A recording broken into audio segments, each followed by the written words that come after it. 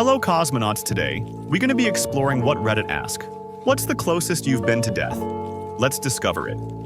Answer 1. The short story is, about 20 years ago, I was on a work night out in York, England. The group was camping close to an old decommissioned runway, as seen on Top Gear UK. After the night out, I came back to the camp in a taxi, steaming drunk.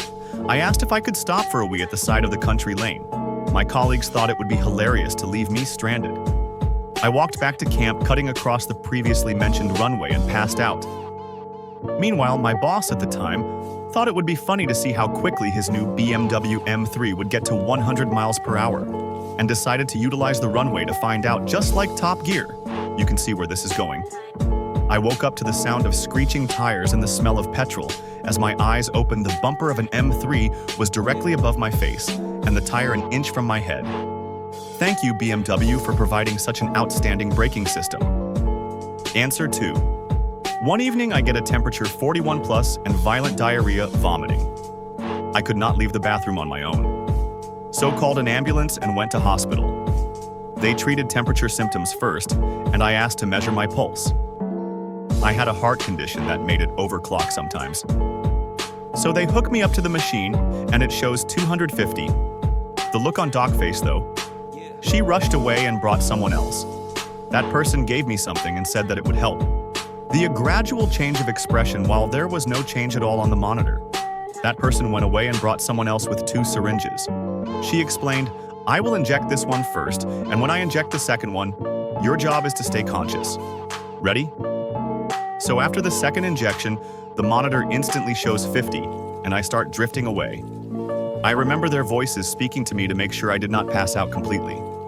Later, the initial doc said that I scared the shit out of them. Answer 3. I was born dead. Was almost a month late past term, and my mom hadn't had any signs of labor or anything to signal it was time. I was her first child. She went to her doctor and said the due date was past and she was getting worried.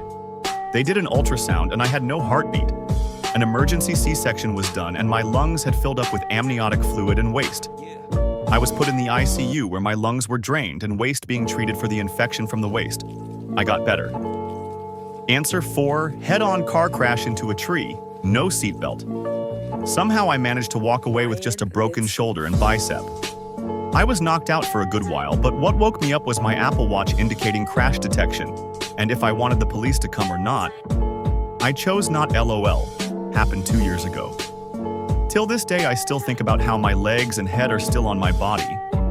They cut the tree down because I split it in half, but 90% of my body was fine. It was a total mindfuck. Answer 5. I had a pulmonary embolism. Passed out 3 times at home before going to ER. Received great treatment at the hospital. While in intensive care, a doctor told me that my organs were shutting down upon arrival at the hospital, and I was most likely seconds away from death. One of the times I passed out at home, I hit my head on a table when falling. My wife found me on the floor with a laceration on my forehead. Out of silence, blackness, I heard my name being called repeatedly, so faintly, it got a tiny bit louder with each repetition. I realized my wife was calling me. I heard the stress in her voice. I believed I had to get to her. Answer 6. Crashed my car into an almost stationary car in front of me at 70 miles per hour. Sun was low, and there had been a previous accident they were moving slowly past. I was blinded as well, and didn't see them till it was too late. Had it been a truck, I'd been a goner. Answer 7. I overdosed on something I don't even remember taking because I was on benzos. My boyfriend had to call 911 and resuscitate me. I was dead for 3 minutes. I was brought back by paramedics and spent 3 weeks in the ICU. Fucked up time, learned my lesson, and haven't done anything other than weed and booze since. Answer 8 was 2.5 to 3 years old when I accidentally drank a glass of cleaning stuff. My parents realized it when I didn't woke up and the glass is empty. I was hospitalized for 8 days and got my stomach cleaned 2 times.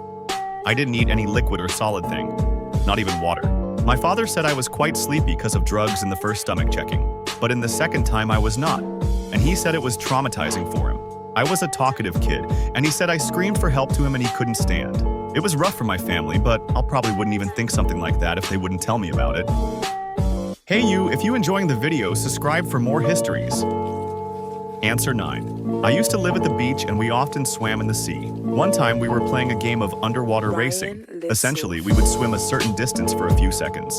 Unbeknownst to me, I was going in the wrong direction, and I suddenly felt numb. I regained consciousness when my head hit a rock. I struggled to get to the surface, but it felt impossible. Fortunately, my older sister and her friends had swum deeper and were sitting on a rock nearby. I managed to touch someone's leg. I will never forget that moment. Even now, I still get flashes of that experience whenever I try to submerge myself in water, even in the bathtub. Answer 10. Some years ago, I was walking home after school and came across a spot where a building and the main road are pretty close to each other. Only a little sidewalk and a parking space is between. At this point, there came a tiny, 5-foot woman walking a Great Dane dog from the opposite direction. As they got close, I stepped down to the parking space to make room for them, and they stayed on the sidewalk.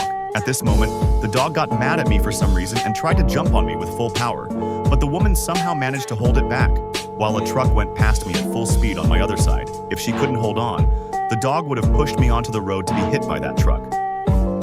Answer 11. Anyone reading this hopefully one day might save a life. Any kind of bacterial infection that is close to your brain, even those big-ass pimples on your scalp or face, should immediately get checked out by a doctor. If you can't afford it, a simple over-the-counter 3 days worth of antibiotics should improve your condition, and hopefully you can take a trip to a public hospital.